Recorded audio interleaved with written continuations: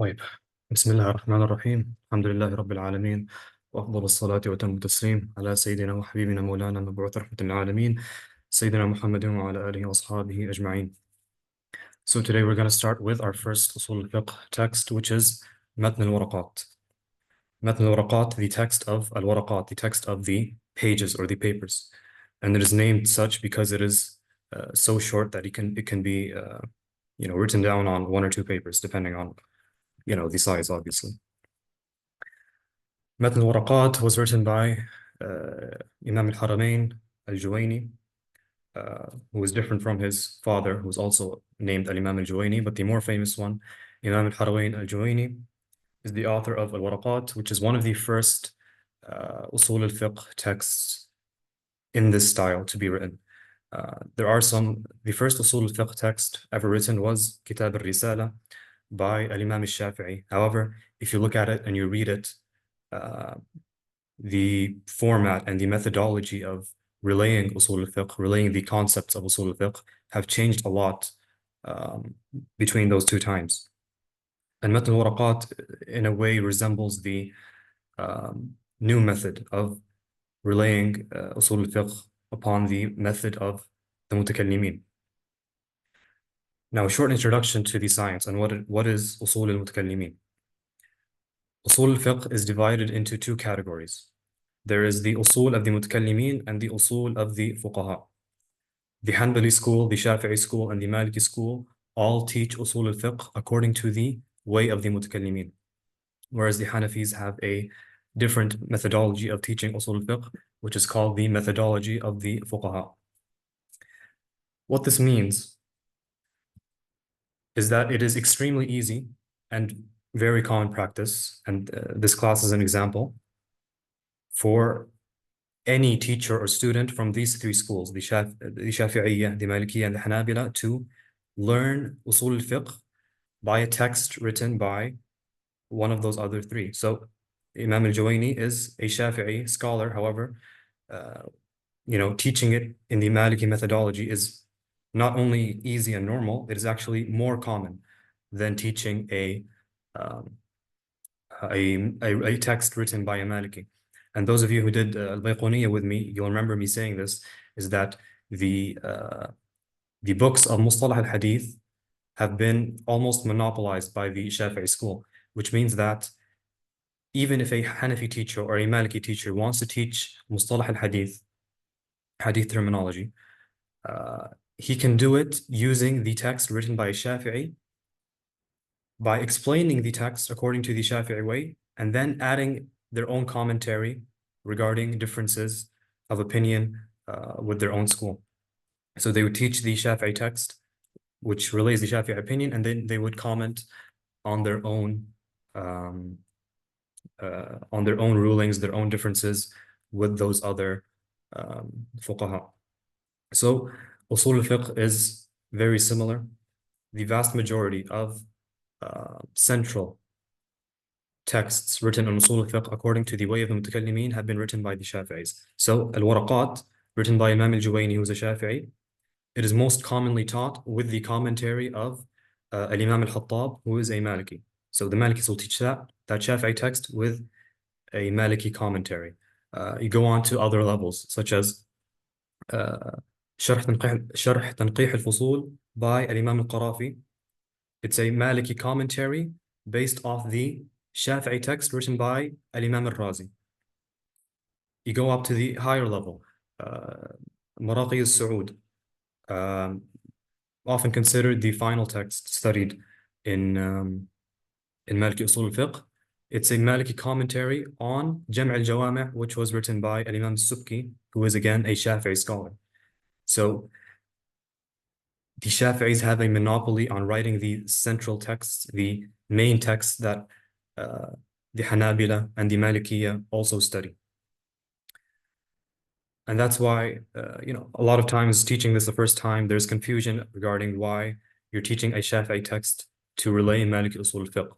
So, and the more you study, the more texts you cover, the more you're going to realize that Usul al-Fiqh doesn't have to be taught according to your own madhab. And the reason for this is because when we're going over Usul al-Fiqh, we're not teaching positions. We're teaching matters of question, matters of difference of opinion. So we're going to read, so when you read fiqh, you go to a Maliki text and you read about wudu. It's going to tell you wudu is composed of 1, 2, 3. Its conditions are X, Y, Z. And this is the Maliki position. When you read Usul al-Fiqh, you read about questions. There's this mas'ala. What are the opinions on it? There's this next mas'ala. What are the opinions on it? There's this next mas'ala. How can we understand this in different ways? So it's very easy to understand the differences of opinion in Usul al-Fiqh by reading one text written by a singular scholar, even though he's not a part of all these different schools. The way we study Usul al-Fiqh by nature gives you a some sort of sight into the differences of opinion and why they happen, and how you can understand different schools. Now, that's not to say that you can read a Maliki Usul al-Fiqh curriculum and be a master in the Shafi'i school. Obviously, to have a complete understanding of one path or one tradition, it requires extra work. It requires bits and pieces from usul books, but also hadith books, also fiqh books. So that's not to say that studying the current path we're going to take, which is the Maliki Usul al-Fiqh, that's not to say that you're going to understand Shafi'i Usul al-Fiqh completely or totally, but it will give you a very good insight as to the main differences with the Shafi'i school and what are some of the things that happened as a consequence? What are some of the differences in fiqh itself that happened as a consequence? So I already touched upon some of the texts that you would study: al-Waraqat, Sharh Tanqih al-Fusul, and Maraqi al-Saud. That's generally speaking a very basic Maliki Usul al-Fiqh curriculum. If you want, most people, the vast majority of teachers, including what we're going to cover ourselves, we're going to add another 2 texts. So after finishing al-Waraqat, you study Taqrib al-Wusul by al-Imam Ibn Juzay al-Kalbi, who is a Andalusi scholar. He's the author of the famous tafsir, At-Tasheel Ulum al-Tanzil. And then after that, you study the text Miftah al-Wusul by al-Imam al-Tilmisani, al-Sharif al-Tilmisani. So those are 5 texts that cover a general curriculum. Now, al-Waraqat, as I mentioned, it's written on pages. It's a very, very short text. Studying al-Waraqat does not make you understand Usul al-Fiqh. Studying Waraqat gives you an idea of what we're going to discuss later. It defines some of the basic terminology. It outlines some of the basic concepts so that in the later texts, you can actually understand where these concepts come from, why we have them, why they are, how they are based in the Quran and Sunnah, and what are some of the differences of opinion regarding them. However, al-Waraqat, we're just going to define, for example, Am. Am means general. So you have Am and you have Khas. You have general and specific. We're going to define what these means. We're just going to get these concepts in the student's head. So the student has an idea that in Usul al-Fiqh, you need to know that there's something called Am and Khas. What exactly defines what's going to fall into Am? What are the implications of something being Am? What are the differences of opinion about what Am covers, what it doesn't? These are all things you're going to cover later. We're barely going to touch upon them.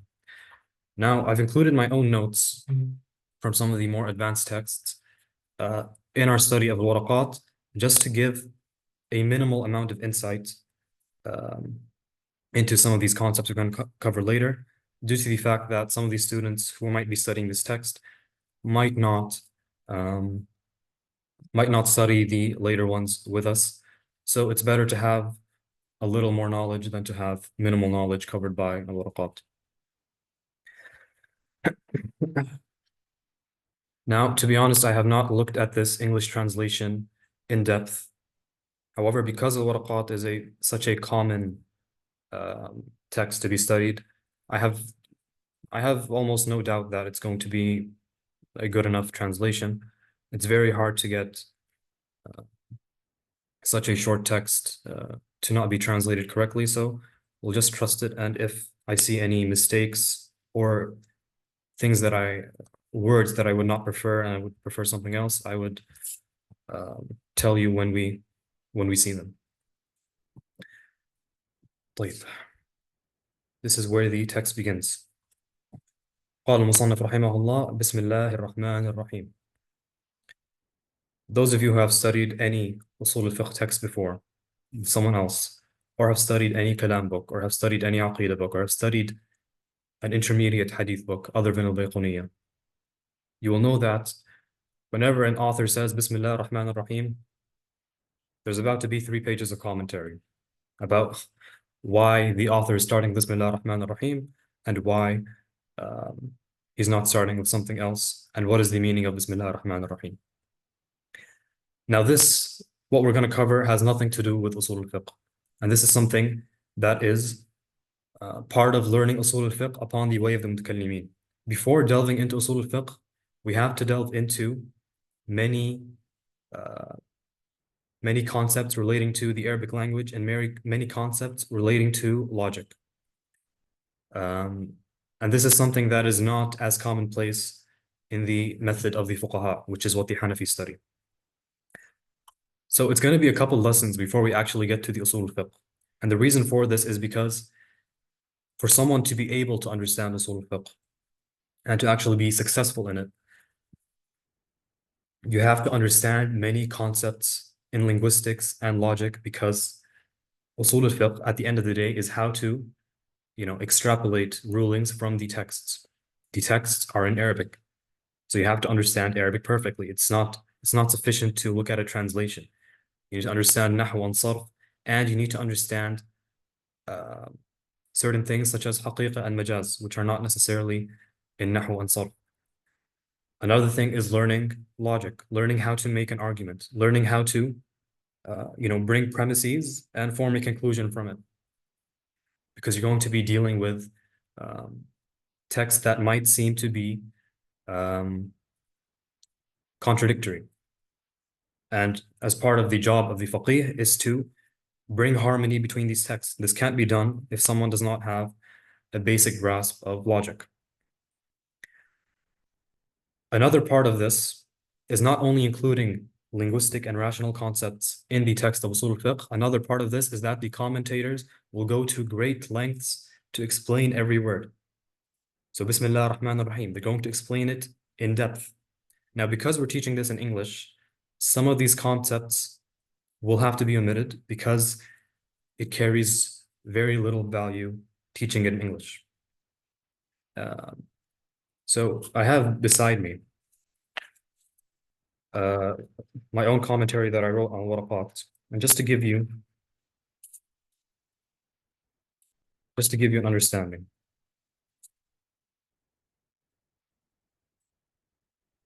So let's see if the camera can see it clearly. Up to this line. So these first, let's say 20 lines are just commentary on the sentence of Bismillah ar-Rahman ar-Rahim.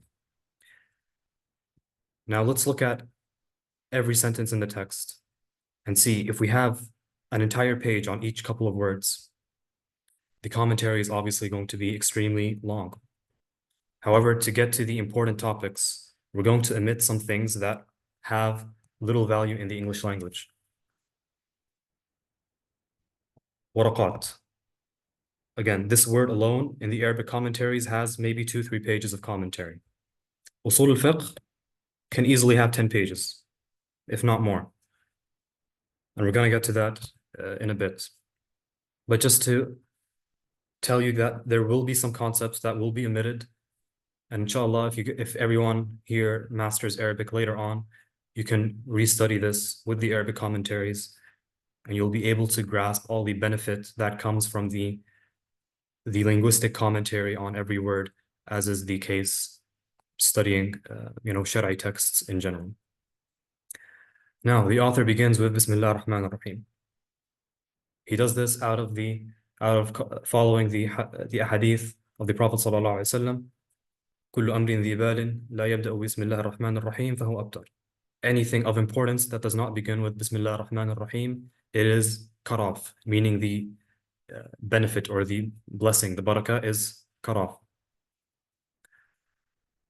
Some texts will begin with Alhamdulillah ar-Rahman ar-Rahim, and this is because there is another hadith that says كل أمر ذي بال لا يبدأ بالحمد لله الحمد لله or alhamdulillah depending on the narration فهو أبتر. So you have the same hadith. Sometimes it says Bismillah ar-Rahman ar-Rahim. In other narrations it says Alhamdulillah Rabbil Alameen. And in a third version, it is more general. It says لا يبدأ بذكر الله. Anything that does not begin with the remembrance of Allah. So the remembrance of Allah is general. It's aam, as we're going to get to later. Bismillah ar-Rahman ar-Rahim is khas. Alhamdulillah is khas. These are specific things, and they fall under the general category. So Bismillah ar-Rahman ar-Rahim, if you begin a text with Bismillah ar-Rahman ar-Rahim, then the hadith that says to start with the remembrance of Allah, it's fulfilled because it's specific, because Bismillah is specific and it fulfills the general of remembrance of Allah. However, Alhamdulillah is specific and Bismillah is specific. So if you begin with Bismillah ar-Rahman ar-Rahim, you are by necessity not beginning with Alhamdulillah Rabbil Alameen. So there's two ways to do this for the fuqaha. Many of them will choose one hadith over the other. They will give preference to a hadith. They will do tarjih, which is a normal and acceptable thing. Some other texts will begin with both. They will say Bismillah ar-Rahman ar-Rahim, Alhamdulillah Rabbil Alameen. And that's their way of bringing harmony between these three narrations. Why do they say Bismillah ar-Rahman ar-Rahim, Alhamdulillah Rabbil Alameen, and not the opposite? Why do they begin with Bismillah and not Alhamdulillah? Because the Quran begins with Bismillah ar-Rahman ar-Rahim, Alhamdulillah Rabbil Alameen, and there's nothing more rhetorically advanced and profound as the Quran. So he says, هذه ورقات. The author says, these are papers, these are pages. Waraqat in the Arabic language is a jama' salama. It's a type of plural called the salama plural. According to the famous linguist, the Arabic linguist Sibawayh, jama' salama, the salama plural is a type of plural that refers to a smaller amount of objects. We call them jama' qilla in Arabic. It is meant to refer to a less amount or a smaller amount of things. And the reason for this is to make the student feel like the text is easy, it is short, and it is not challenging. Similarly, Allah subhanahu wa ta'ala says in the Quran regarding fasting, ayyaman ma'dudat. Allah subhanahu wa ta'ala gives a jama' salama to make the person who is fasting feel like the amount of days is short, to make him feel like it is him or her, make him feel like it's unchallenging, and to encourage them to fast. Similarly here, we are encouraging them to study the text and make them feel like it is short, it is manageable, and studying the full text is something that can be accomplished easily. So these pages تشتمل على فصول من أصول الفقه. These pages contain فصول, chapters or sections of أصول الفقه. Now the word فصول comes from the word فصل, to divide. So فصل الخبيث عن الطيب. He divided the good from the bad. He kept them apart. So fusul, chapters or sections, comes from this because it is, at least on paper, supposed to keep different topics away from each other. So the linguistic topics should be kept away from the rational topics, away from the topics of al-ahkam, away from the topics of ijtihad. And this is how al-Imam al-Juwayni organizes his text. Now, because al-Waraqat is so short, it can often be difficult to differentiate where one section ends and one begins, because it almost all flows together as one paragraph. When you go to uh, later on text, large, very long text, they will do a better job of uh, dividing these sections. Now, what are these sections? What are we going to study? What does any usuli study? Usul al-Fiqh, as we're going to get to in a bit, the science of Usul al-Fiqh is composed of three sections. In Maraqi al-Saud, which a Maliki should memorize at the end of his journey. أصوله دلائل الإجمال وطرق الترجيح قيد تالي وما للاجتهاد من شرط وضاح ويطلق الأصل على ما قد رجح. دلائل الإجمال. أصوله دلائل الإجمال. The general evidences. This is the first section of Usul al-Fiqh. The general evidences. What do we mean by general evidences? We say that, for example, the evidence for fasting, the general evidence is the Quranic nas, the Quranic text. What's the specific evidence? Which in Arabic is أدلة التفصيل, دليل مفصل. A specific evidence. It's the ayah, يا أيها الذين آمنوا كتب عليكم الصيام كما كتب على الذين من قبلكم. This is the specific evidence. However, when we say general evidence, we say that it's Quran or Hadith or Istishab or Istihsan or Qiyas. These are general evidences. So the first section of Usul al-Fiqh is studying the general evidences. The second section we're going to study is طرق الترجيح, the methodology of preferring one thing over another. So when you have two things that seem to contradict, two things that seem to be giving you different evidences, one pointing you one way and the other pointing you the other, what do we do with this? Do we try to bring harmony between them? Do we choose one over the other? Do we say that one abrogates the other? This is all called the methodology of tarjih.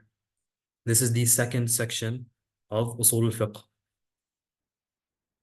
The third, final section is ijtihad.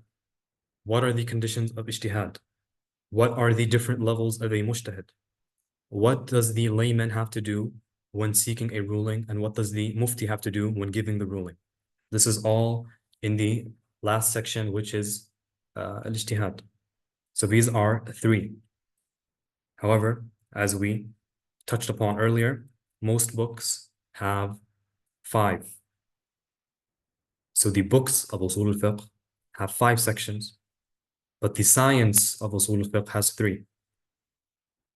The three we just covered, and in the books they will cover al-ma'arif al-lughawiyya, the linguistic things that need to be known, and the ma'arif al-aqliyya, the rational things that have to be known. So in the text we'll cover five sections, but Usul al-Fiqh is actually composed of only three sections.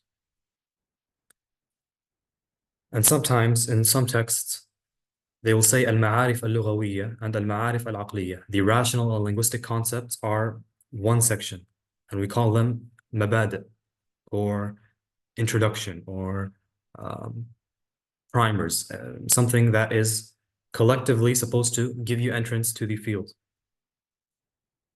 And this is something that, we will get to and you'll get to read upon much later, but it's not relevant right now. So this section these pages contain sections of Usul al-Fiqh.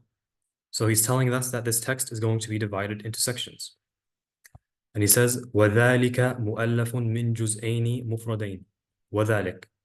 And that, what is he referring to? He's referring to Usul al-Fiqh. He's saying Usul al-Fiqh is مؤلف من جزئين مفردين. Usul al-Fiqh is composed of two individual parts, Usul and Fiqh. And this is where, when you get to the commentaries, they will go into exceedingly long and unnecessary commentary. Usul al-Fiqh has two definitions. The first definition is the definition that you get when you combine these two words. When you get usul and fiqh, each word has an individual definition. You combine them, you get a definition by combination. The second definition is the conventional definition, the definition used by the people in the field. It's a urfi definition. It's one made based off of usage rather than pure linguistics. The urfi definition, the conventional definition used by fuqaha, is the one we went over. The general evidences, the methodology of tarjih, and the conditions of ijtihad. These three are what compose the conventional definition. But what is the linguistic definition? The word asl, which is the plural is usul al-fiqh, it's plural. The singular is asl. Asl in the Arabic language is something that other things are built upon. Now, there's a difference of opinion regarding the definition of asl that the Arabs go into. And as you can see, the translator here, chose to not use the definition of Imam al-Juwayni. It is not something that is based upon something. It is something that is built upon something else. So the foundations of a house are an asl, and the house itself is a fira, a branch. The roots of a tree is an asl, and the tree itself is a fira, it's a branch. Usul al-fiqh are the asl, and fiqh is the branch. So fiqh is built upon usul al-fiqh. And as you can see, anything that has an asl, it itself is the fira. Anything that has a foundation, a principle. There's lots of ways you can translate usul. Foundations, principles, fundamentals.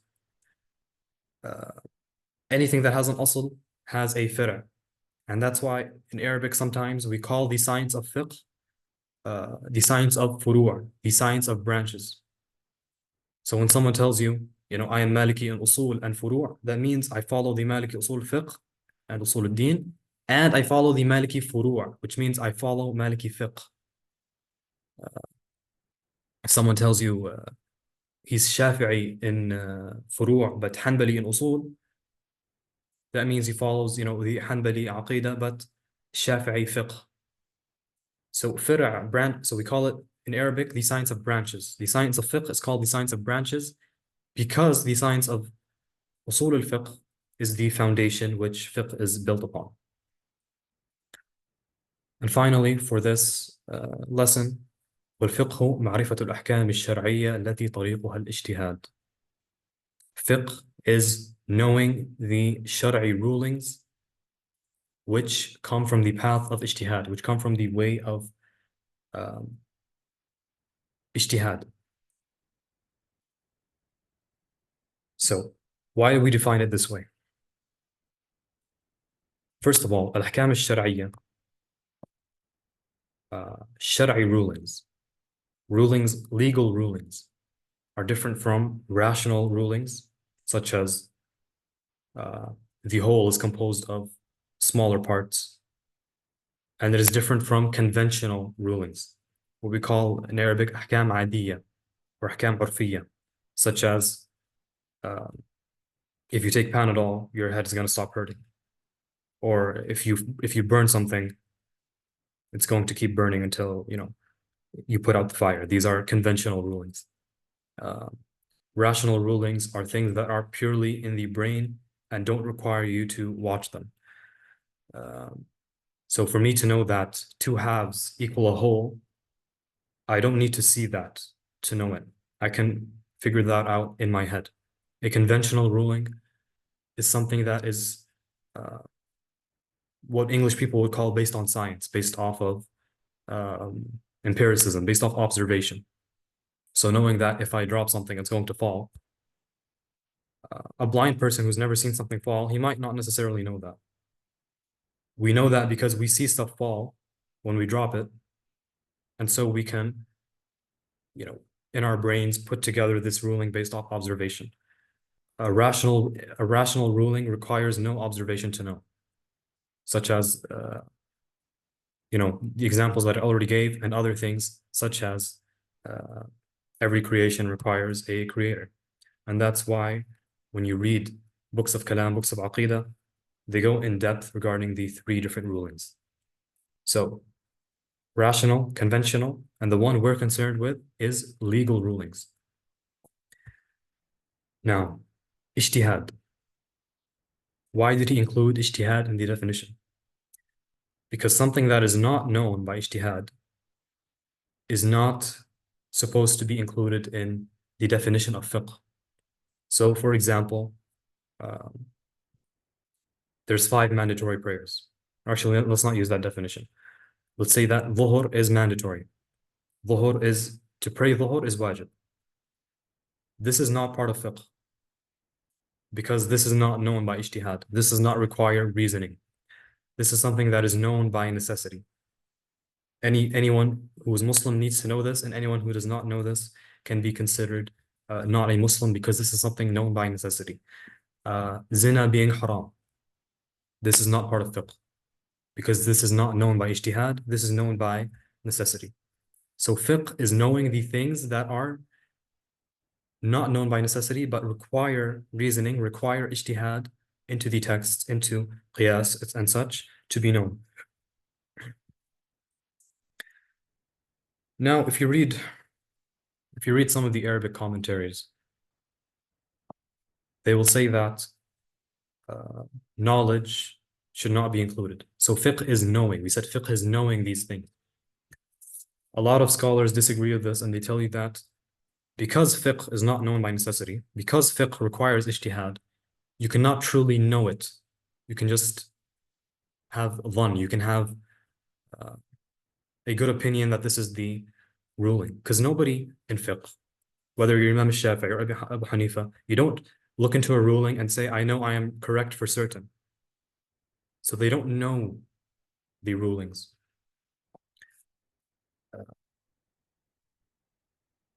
However, this is something that is good. People have gone into detail and throughout the texts, and eventually the scholars have, or a good amount of them have argued that no, knowledge is included into the definition of fiqh. And one of the reasonings given for this is that by consensus of the Muslims, if a mujtahid has an opinion that this is the correct ruling, then that is Allah's ruling for him. That's what Allah is going to judge him by. Because if you think something is haram, but another faqih doesn't, you have to not do it because you believe it's haram based off your ijtihad. And this is by consensus of the Muslims. As for the layman, by consensus, they have to follow the ruling of their mufti. They can't, they can't receive a fatwa and then do their own ijtihad as a layman. They can't do that. So by consensus, every mujtahid has to follow his opinion, and every muqallid, every layman has to follow the opinion of his mujtahid or mufti. And because of this, the mujtahid knows the legal rulings for certain.